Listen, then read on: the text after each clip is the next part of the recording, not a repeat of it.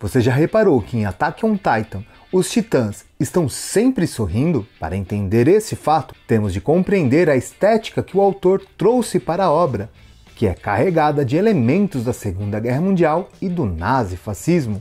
Mas calma, isso não quer dizer que o autor defende tais abordagens, pois dentro da própria obra oferecem saídas para tais situações, como o pessoal em paradas assumindo o controle do governo e entre outras.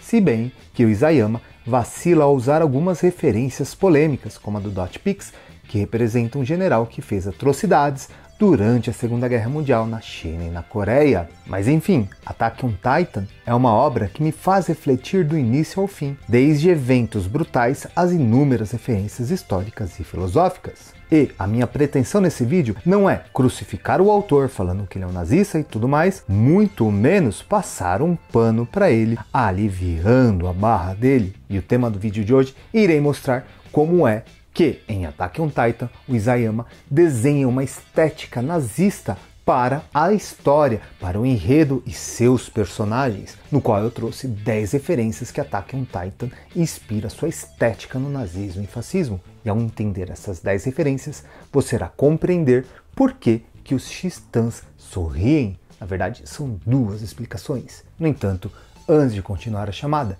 eu sou o André Gussi e esse é Entreter e Conhecer. E após a vinheta, vamos ao conteúdo de hoje. É muito comum pela internet você ver várias críticas e comparações de Attack on Titan ao nazismo, onde alguns crucificam e outros amenizam o lado do Isayama. Porém, na maioria dos vídeos eu vejo duas falhas. A primeira são pessoas que não têm contato com a obra, veem alguns elementos e criticam em cima, ou mesmo pessoas super fanáticas pela obra que querem passar um pano, porém não têm muito contato com a história de fato, não compreendendo muitos eventos da Segunda Guerra Mundial. Eu mesmo, para fazer esse vídeo, eu tentei unir essas duas fontes. Eu estou revisitando e relendo a obra desde o início, tal como me aprofundando em alguns temas, lendo muito material nacional e internacional também. E nessa minha análise eu percebi que muita da estética da obra em si, como os personagens se apresentam, o que movimenta o enredo, se baseia nas ações nazifascistas no pré-Segunda Guerra Mundial. Aí você deve estar se perguntando, será uma semelhança? Duas? Três? Nananina não, são 10 elementos da estética fascista e nazistas, no qual eu consegui identificar dentro de Attack on Titan, no qual nós vamos entender um por um a partir de agora. Bora! E o primeiro, na introdução, no qual a tradução mostra uma noção de glória, que o passado foi grandioso e que nós temos que resgatar essa glória perdida. Inclusive, não só o conteúdo mostra essa ideia, mas como aquele metal melódico que toca na introdução dá essa sensação de que algo muito glorioso, muito importante está representado ali.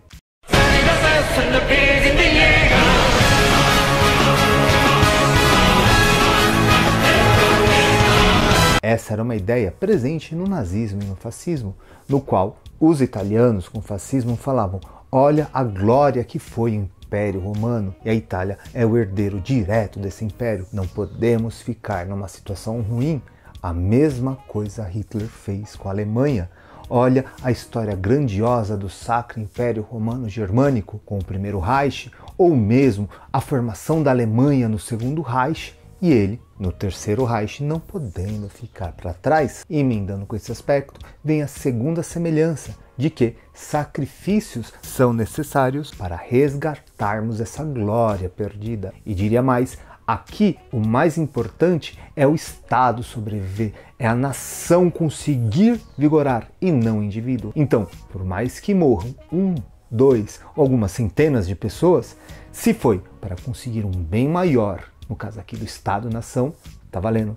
Então esse sacrifício também será glorificado. Não só o passado que se busca glória, mas sim o presente e o legado que se deixa para o futuro. Veja como essas ideias se amarram.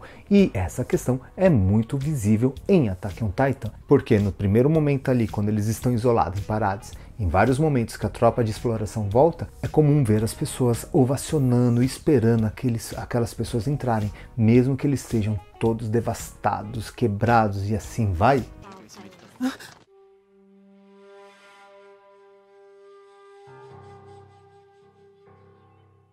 O terceiro aspecto que eu quero trazer é que o inimigo, ele é sempre desumano, cruel e faz de tudo para acabar conosco. No caso, em Attack on Titan, essa é a visão que os titãs são mostrados principalmente ali no início da obra. E, na história real, o nazismo e o fascismo têm várias críticas ao comunismo, ao liberalismo, enfim, todo mundo que é contrário a essa ideologia é tido como um grande inimigo e tem que ser devorado porque eles são desumanos. E aquilo que eu não trato como digno de humano, eu posso fazer qualquer coisa. Tanto que no decorrer da obra, quando eles descobrem a história do que acontece com os titãs, eles hesitam em matá-los. Eles ficam meio que com receio, pois eles identificam que por dentro de cada titã existe um ser humano. Bem-vindo de volta. E aqui eu já emendo na nossa próxima referência, é que o inimigo sempre cerca a nossa vida e põe ela em perigo. Por isso que nós temos que atacar e acabar com eles, mesmo que para isso muitos tenham que morrer. E sem contar que esse senso de brutalidade dos inimigos aumenta a coesão e a união.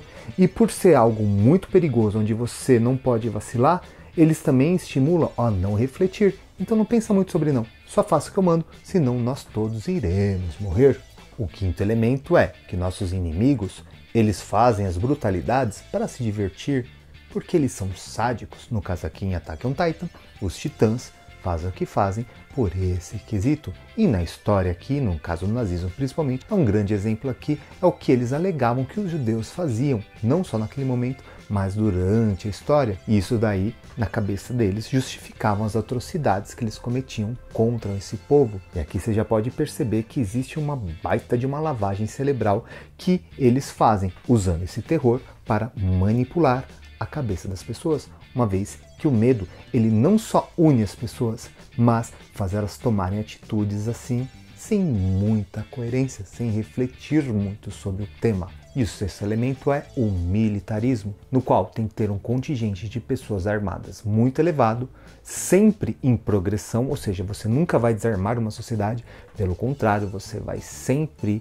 deixar belicamente mais potente. E aqui nós emendamos com o sétimo elemento de que vamos priorizar para recrutar apenas os jovens, porque os fascistas e os nazistas acreditavam que para manipular a cabeça dos jovens eram mais fáceis do que os mais velhos. Por esse motivo, os soldados, a grande maioria, eram jovens.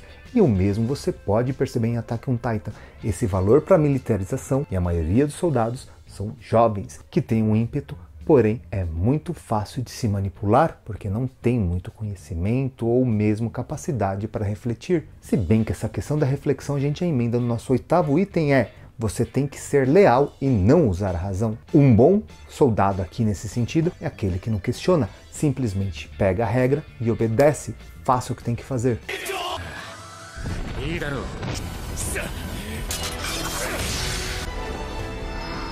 No caso aqui em Attack on Titan é fácil explicar pelas várias incursões assim sem sentido que a exploração fazia, ou mesmo o sacrifício de um monte de pessoas após a queda da muralha, no qual teve uma sobrecarga de seres humanos. Nós temos que mandá-lo para a guerra no intuito de aliviar, para você matar aquelas pessoas e assim sobrar alimento. Por mais cruel que isso seja, as pessoas não refletiram muito, não tiveram a oportunidade de questionar, simplesmente foram e fizeram. E na história nós podemos trazer vários exemplos de pessoas que eram obrigadas a cometer alguns crimes de guerras, porque se eles não fizessem, os seus generais, os seus superiores iriam punir de alguma forma.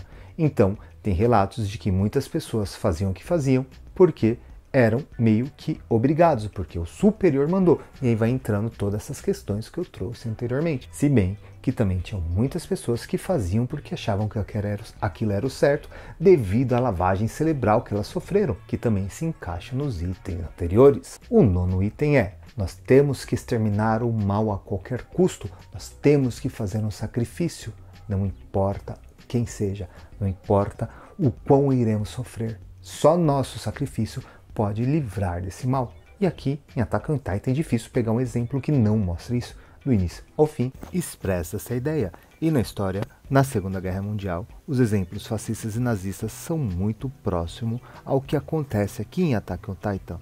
Vamos sacrificar tudo em nome do Estado.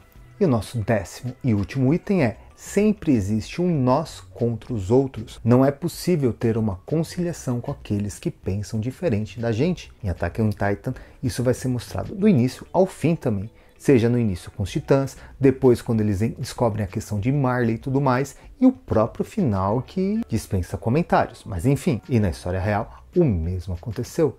Tanto que para um nazista, para um fascista, não existe o diálogo, é sempre na porrada. Se não concorda comigo, não quero saber. De você. Tem um inimigo dentro de você. E ele se importa com o inimigo. Armin. E agora, com essa estética toda desenhada, eu consigo explicar para vocês o porquê que eu acho que os titãs estão sempre sorrindo. São duas hipóteses. A primeira é, principalmente no início, quando eles não sabem a história dos titãs, esses monstros fazem atrocidades com a humanidade. E o fato deles estarem sempre sorrindo é, eles estão tocando terror, eles estão acabando com a vida das pessoas, estão sorrindo, eles estão mastigando ali as pessoas sorrindo. Olha que cruel, olha que bestial, por isso que nós temos que acabar com eles. Já a segunda explicação é, depois que eles descobrem a história dos titãs, quem são ali e tudo mais que está envolvido, os titãs continuam sorrindo porque eles não têm livre-arbítrio. Eles não têm a capacidade de pensar e refletir. Eles seguem as ordens das coordenadas. Então eles não têm opção. Eles fazem achando que estão fazendo a coisa mais normal possível. Por isso que eles estão sorrindo. Ou você acha que as pessoas que cometeram os crimes de guerras eram pessoas sempre malvadas, que se vestiam do tinhoso e faziam as atrocidades? Não, eram pessoas comuns, que tinham suas vidas comuns, que tinham suas famílias e que acabavam fazendo esses atos, porque tinham uma cadeia de comando. Mesmo se eles não concordassem, tinham que fazer. Tanto que alguns na história tentaram lutar contra essa situação. É óbvio que tinham pessoas que sabiam o que estavam fazendo e concordavam com essas atrocidades, mas isso daí não era a grande maioria. Mas e aí? Agora eu quero saber de você. Você concorda com essas ideias que eu trouxe aqui? Por que os titãs sempre estão sorrindo? Ou você acha que teria alguma outra hipótese? Compartilha aqui nos comentários, eu quero saber sua opinião. E se você assistiu até aqui, muito provavelmente você curtiu o conteúdo, então não deixe de dar o like no vídeo e sugiro você assistir esses outros 2 vídeos, no qual o primeiro eu explico toda a inspiração de Carl Schmitt, que foi um dos teóricos do nazismo, para a criação de Attack on Titan, ou a questão do Eren antifilosófico. E você verá que fará todo sentido também com o que nós trabalhamos aqui. Então fica assim. Para fechar, eu queria agradecer a Lilian na ajuda e estrutura com o canal e, lógico, a você que assistiu até aqui. Muito obrigado e até um desses vídeos, hein?